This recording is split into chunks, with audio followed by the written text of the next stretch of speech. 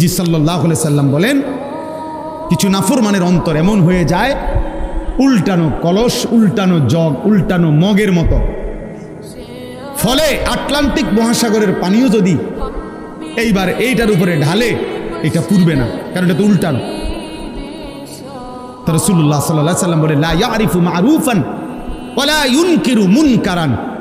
আহা, বদনসিব তখন এমন হয়ে যায়, কোন নেক কাজ তার কাছে আর মনে পড়ে না, কোন গুনাহ থেকে বেঁচে থাকার আর তৌফিক হয় না। ওই জীবন তখন লানতের জীবন হয়। ওই জীবন তখন 22 রিয়াল শয়তান তাকে তার গোলাম বানায়, একটার পর একটা গুনাহ। একবার মদ খায়, একবার বিড়ি খায়, একবার নারী দেখে, একবার জেনা করে, আরেকবার জেনার ছবি দেখে, আরেকবার মনে করেন একজনের ফাঁসাত লাত্তি দিয়ে লাইছে, আরেকজনের কূপ দিয়ে লাইছে, আরেকজন আরেক রাস্তার মেয়ের পিছনে পিছনে ঘুরতেছে। মানে পাগলে কি করে তার আর কোনো